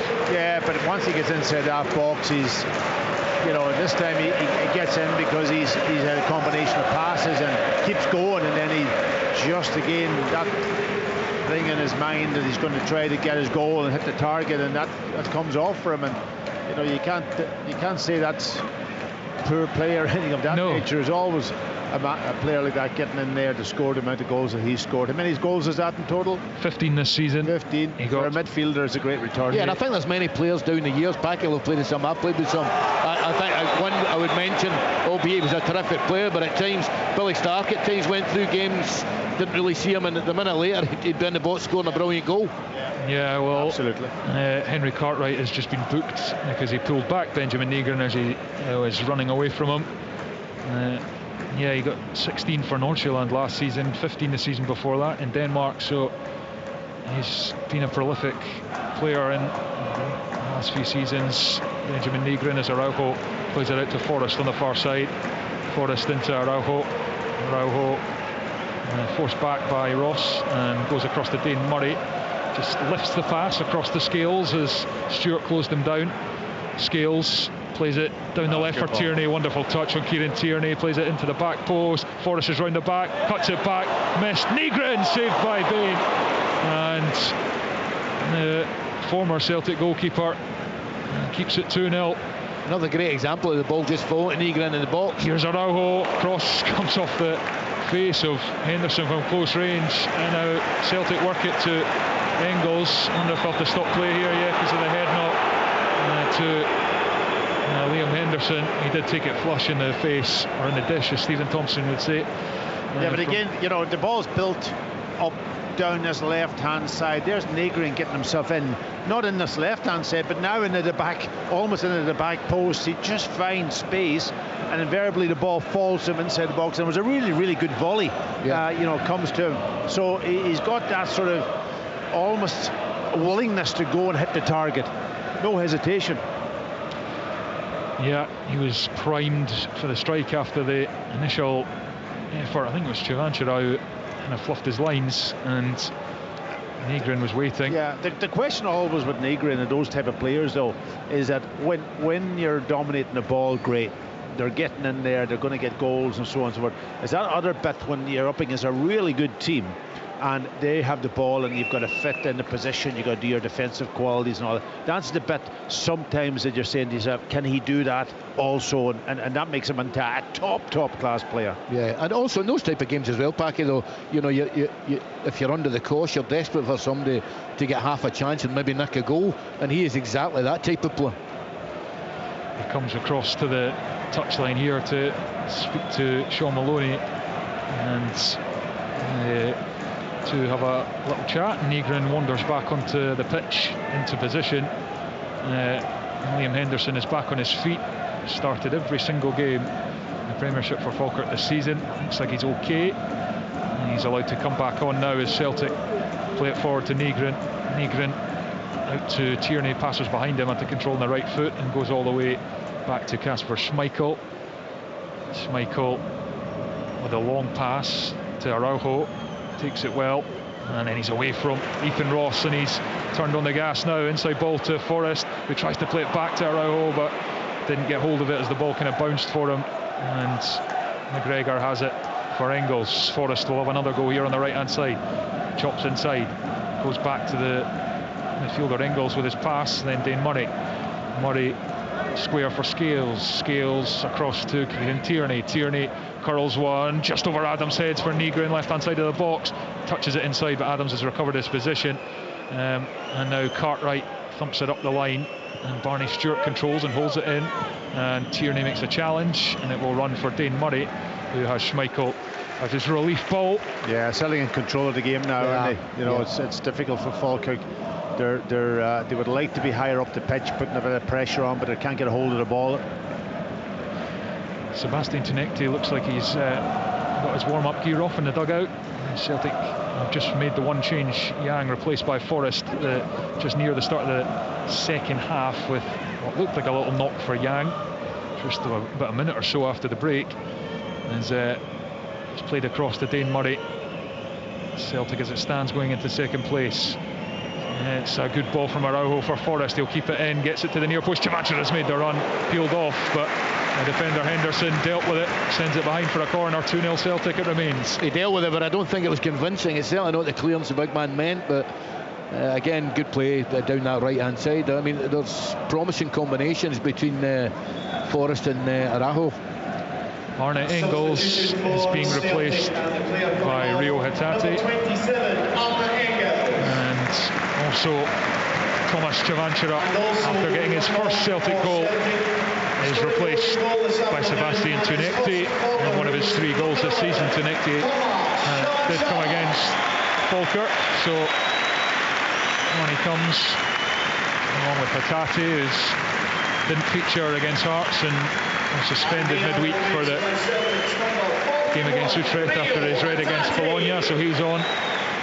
Yeah, good reception for him coming off there, Savanchera, and he'd be delighted with that, you know. And if he can continue scoring goals now in a run, and then he'll become a bit of a hero here. But I just think he still needs help up front. You know, Johnny Kenny must be injured at the moment. He hasn't been on the bench for a couple of weeks. Calf issue, I think. And then now they've still forced to have Maeda through the middle at this point, which you probably would like to take him off. In comes the corner. It's headed by Stewart, and back to Araujo, is the man back for Celtic. Kenny nursing an injury, and Ian Acho still working his way back as Forrest wins that header, but it's cleared by Spencer. Back by Allen, and then Cartwright wins it. Good control from Miller, and then she's closed down, and it spins over for a Falkirk throw-in on the far side. Brian Graham's going to come on for Falkirk, a man you know well, Ian. Yep, signed him at the Jags, 5 seasons. I thought he'd get maybe 30 goals for us. Scored 100. Yeah, not a bad return. He's got 5 in all competitions this season, 4 in the league. It's a pretty good return given he's not been first choice. Yeah, I mean, he's terrific in the box. I mean, this is quite obviously his swan song, but he's kept his body, he's kept himself really, really well. And, you know, you put balls in the box, his movement in the box is terrific. Adams under pressure from Celtic as McGregor snaps into the challenge. It goes for Allen, and then back to Scott Bain. Bain clips one over the top of the Celtic midfield. Tunekti gets back in position well, and Tierney prevents the throw in and plays it off. Finn Yates, who signed a new deal this week, he was John McGlynn's first signing when he took charge of Falkirk when they were in League One. New 2-year deal for Finn Yates as Brian Graham is replaced by Barney Stewart, who did have a couple of first half chances with his head. The best of them was heading for the bottom corner, but for Kasper Schmeichel it was a top save from the Celtic goalkeeper. It's as close as Falkirk have come to a goal. Tierney's throw. A bit surprised he hasn't brought Ian Acho on and to give him more minutes in his legs for Maeda through the middle. Yeah, I thought that might have been. I was just thinking, looking at the bench there, actually, Ian, and you're bang on that one. Tierney takes a throw in towards Tunekti, standing behind Keelan Adams as Cartwright gives it to Henderson. Maeda's right on him now, playing through the middle, as the guys say. Celtic 2, Falkirk 0. Chavanchera in the first half, Nygren in the second, as it runs out for Falkirk throw in 10 yards short of the halfway line. Martin O'Neill back in the tracksuit and satisfied with the team's performance. It's gone to script really for Celtic. Far from a sparkling display, but still effective enough to get the job done. I think it's an efficient display by them. You know, overall, I think they've hung in well against a good Falkirk team. We know how they've been in the last while, playing really, really well, and they showed it at times today also, especially in that second half. But Celtic just hung in there, got the goals at the right time, and they'll be delighted, and it keeps that winning mentality going, that's for sure.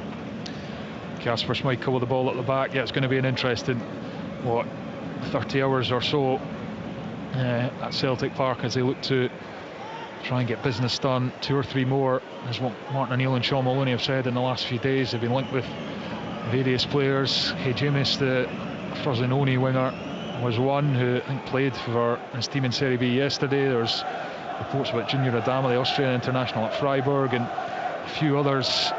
Need to get some deals over the line because it's the same players going to the well, and with the league very much a 3-way battle, and the Scottish Cup, and now the Europa League playoff round to come, they need help, as Martin O'Neill keeps saying. Schmeichel out to Tierney. Yeah, that ball is also into Maeda up front. The space is huge space up there, you know, and you've got Falkirk team just trying to press a little bit higher to get something out of this game, and the spaces are there to exploit. Hatate Nice pass for Tunekti down the left. He takes it forward, low cross, a brilliant one, and Henderson dealt with it, turns it behind for a corner. Yeah, great play. I mean, Hatate's body language at times, you'd worry about him, but a lovely little back heel. Forrest to the corner of the box as Celtic go short with the corner.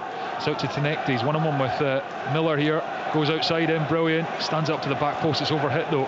Araujo will control other side of the penalty area. Has a go on the outside and smashes it in, and it's blocked by his own player, and then it's bundled into the back post. Tunekti makes it 3-0, and the offside flag is up, so it won't count. Tunekti denied, but it was I think Maida blocked that effort. I think he was offside in the first instance, was he? When that cross came, he must have been. He's standing right in the goal line. Yeah, I think it is Maida who was offside as he blocked the effort that came in from Araujo, and it's play on, so still 2-0. Araujo has had a good game at right back, aggressive attack and defence as goes across to Scales. We're into the final nearly 13 minutes plus stoppage time at Celtic Park. It's Celtic 2, Falkirk 0, live on BBC Radio Scotland on Sports Sound. Sports Scene highlights later.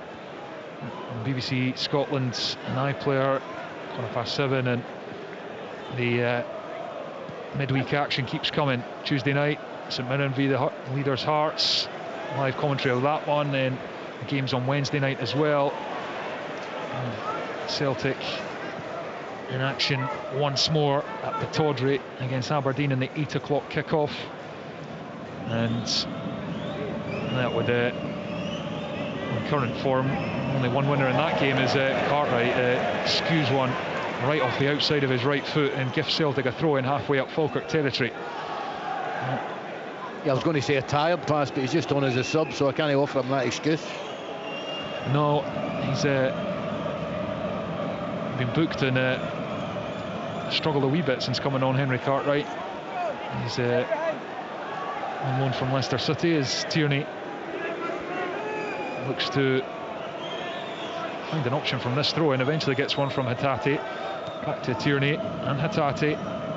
Good turn from Rio Hatate, and it opens it up for Araujo in the centre circle, and he goes across to James Forrest. Forrest comes in the pitch and then gives it to Araujo outside the pitch, lets it run across his body. He's got Yates in front of him, goes back to Negrin with the pass and across to Hatate, Negrin and Dane Murray.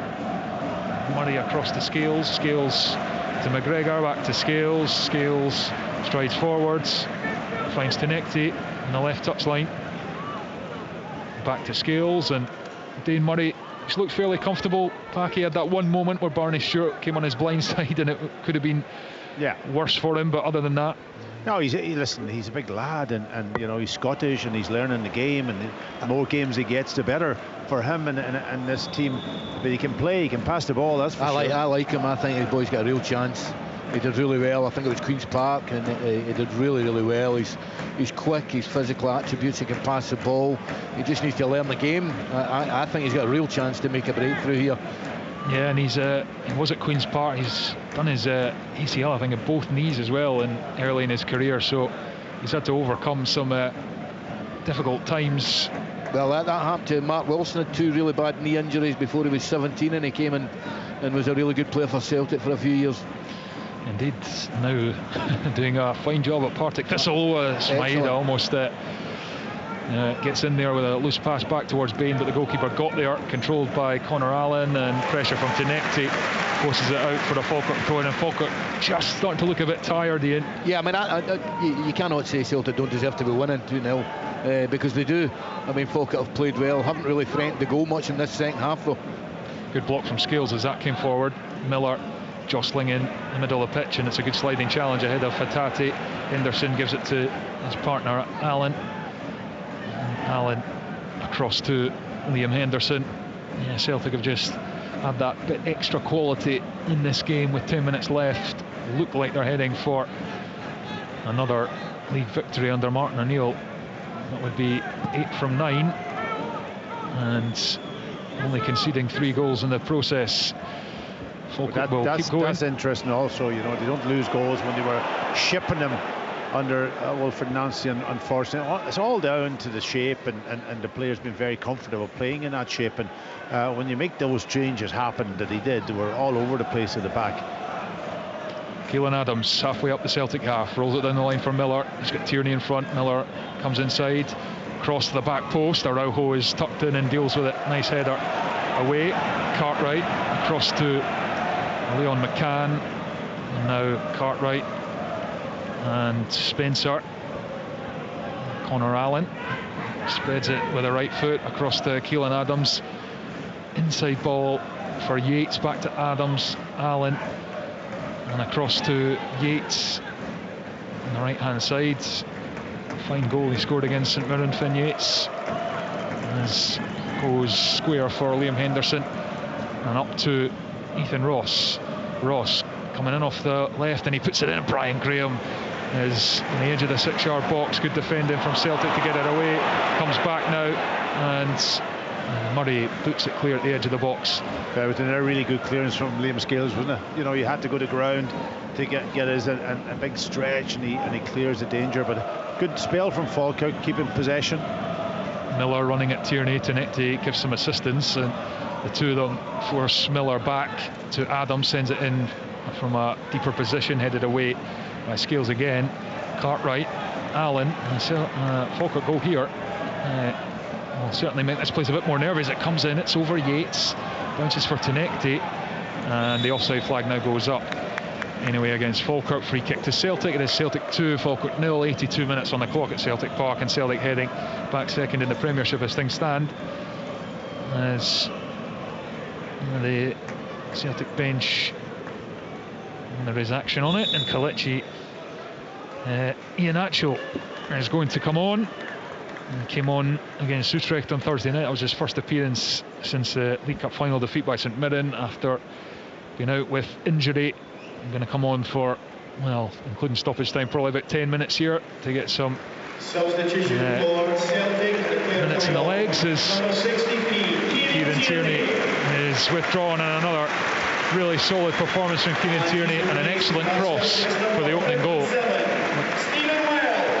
And Stephen Welsh is on as well. Dyson Maida makes way. So looks like Scales is going to go to left back. Taki. Yeah, it is, and he drifted out there obviously in the game against Utrecht also. Sarachi, he's obviously injured also, is he? He is, yeah. And he's back in training this week. Is he? Well, he looked quite dynamic, a bit not unlike Araujo over on the right hand side when he played. I liked his movement and his quickness, sharpness. Not the biggest player, but I think he would be a good addition if you got him back. And that. Aidan Nisbet comes on for Falkirk as well. Calvin Miller, another good shift from him. A couple of chances. That shot start of the second half, which he flashed just wide the posts from the edge of the box. He departs without a goal. 2-0 to Celtic. Iheanacho goes up. That's a good header into Tenecti, and he plays it up in the air. Nisbet's first touch is to put it up into the air, headed down by Brian Graham on the halfway line, and it goes through for Stephen Welsh. And it's headed by Cartwright for Spencer, who plays it into the left back area of Celtic, and Scales kind of didn't catch the pass back, but Celtic do deal with it. Out for a throw-in eventually to Falkirk, just in front of us here in the main stand at Celtic Park. Thrown to Cartwright. Back now to Connor Allen. And Falkirk with Livingston away on Wednesday night, and they are the only team to lose to Livingston in the Premiership this season, way back in August. Livingston had a bit of a hold over them in the Championship last season as well. Didn't stop them winning the league, mind you, but it was David Martindale's side, or Marvin Bartley's side, I suppose, as it is now, with David Martindale going upstairs as sporting director, announced today, as it goes across to Henderson. Falkirk, I'm sure, will fancy breaking that streak against Livy on current form. There's a nice run by Ross down the left, and he leaves it behind for McCann into Brian Graham. Good touch from the striker, gets the shot away, and Schmeichel has to push it wide. Nisbet goes after it. Nisbet pulls it back to Cartwright in the corner of the box, and Celtic have numbers back, and now the flag's gone up. As Nisbet flagged offside. Yeah, I think it was a secondary ball, but listen, good save, because it was a great take from Brian Graham and turn, and he got his strike away really well. It's going to nestle in the corner. That was a good save. Yeah, Stocks a nervy last 3 or 4 minutes for Celtic, I think. Absolutely. And you know, I think people were criticising Schmeichel. Likewise, I think I was too at times when there were shots going in that maybe you think, could he have got that? You know, today he's had a couple of terrific saves, I've got to say, and they were right in the corner. Yeah, that one from the Stewart header in particular was excellent, as Araujo plays it up to Forrest, touches it back over halfway and all the way back to Dane Murray with the pass. Celtic with now 2 academy graduates at centre half. Pass forward is poor and Adams lashes it back down the pitch. Michael will claim it at the edge of his own box, and Celtic not in a rush. That's the first time that's the first time I've seen Stephen Welsh give the ball away, and I've seen him 3 times. 3 of them for Motherwell. Yeah, and the slight difference when you're right-sided playing on left, isn't it? You know, Scales takes out on his left and the angle's a wee bit different. Yeah, it comes forward for Adams to chase. Good recovery from Tinecti to slide in. It goes back to Schmeichel, who gives it to McGregor, and back out to Liam Scales on this near side. Scales, good feet away from Yates. The Celtic left back just now, as his pass forward takes a deflection and goes through to Liam Henderson. And 3 minutes left of the allocated 90, and it's all fairly flat at the moment. Celtic with 2 goals to the good and in control. Falkirk still knocking on the door. Brian Graham just had that shot saved, but it's been a fairly comfortable second half for Celtic, heading second in the Premiership as it stands, ahead of Rangers on goals scored, and 6 points behind Hearts. Back to Scott Bain and across to Connor Allen. Allen takes a touch and slides a pass forward. Nisbet takes it well, but Scales gets a foot in.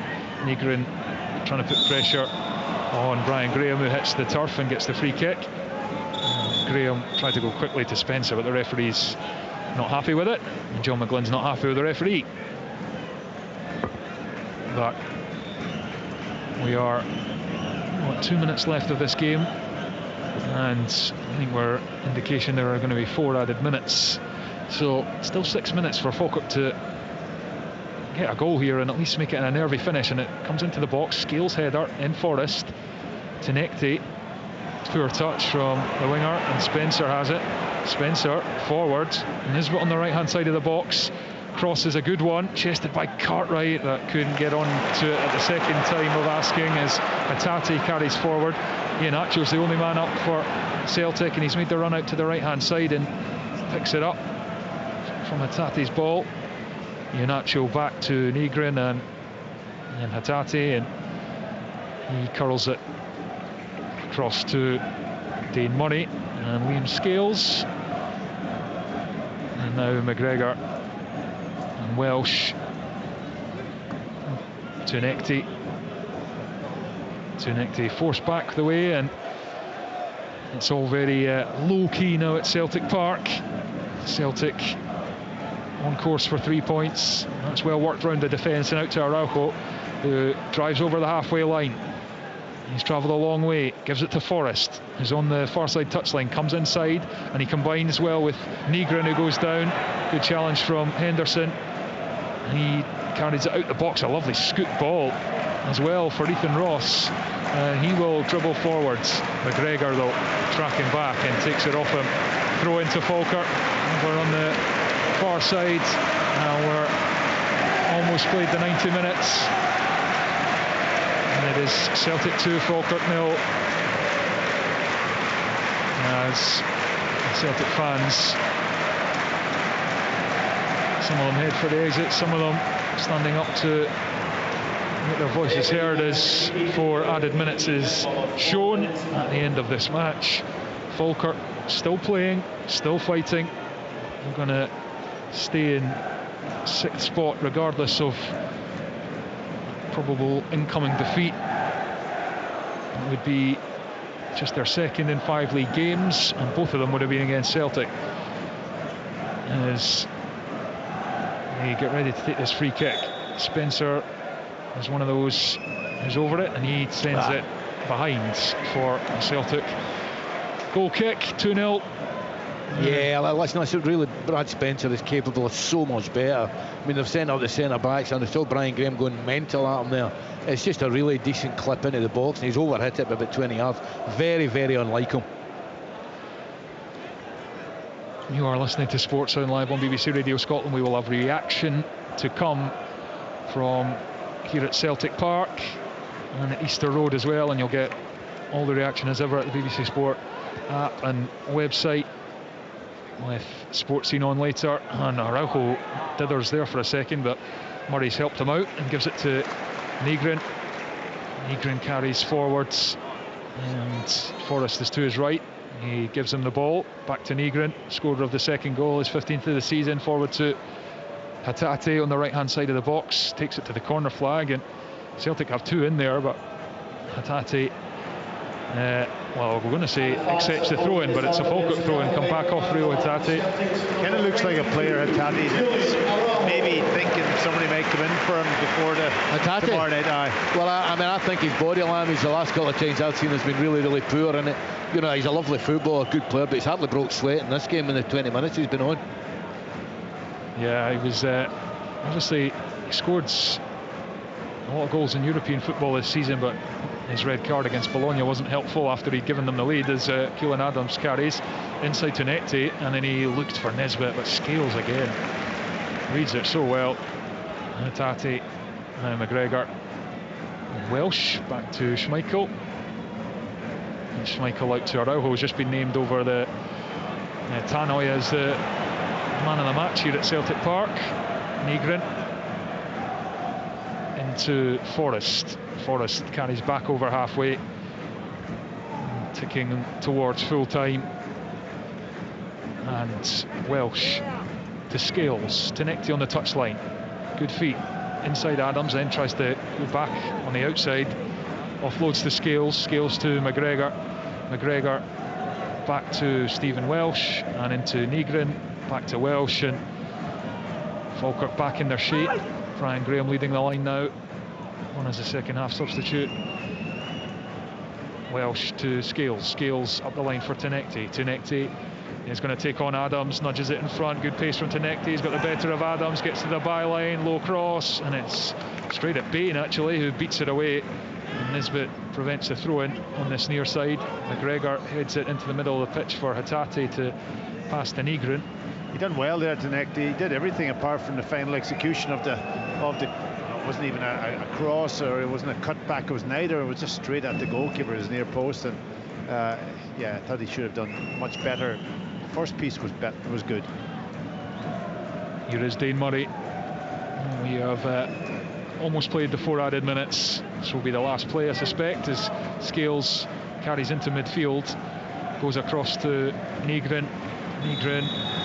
And there's the full-time whistle. Celtic go second in the Premiership. They cut the gap at the top to Hearts back to 6 points in an efficient performance against a Falkirk side who played well in spells, but ultimately did not have the quality to get the 3 points they were looking for. First goal came 6 minutes before the break. Thomas Chavanchara with a wonderful header off one post and nestled inside the net across next to the other post after Tierney's terrific cross from the left. And in the second half, Nygren and McGregor combined wonderfully down the left-hand side before Nygren was able to set up the shot for himself in the box with the left foot, went across Bain high into the net. And from there, Celtic saw the game out pretty comfortably. Brian Graham had a shot save, but other than that, Celtic comfortable, as Martin O'Neill makes it 8 wins from 9 in the Premiership as Celtic manager this season, conceding just 3 goals in the process. And they move back to 6 points behind Hearts, crucially. Full time at Celtic Park, it finished Celtic 2, Falkirk 0.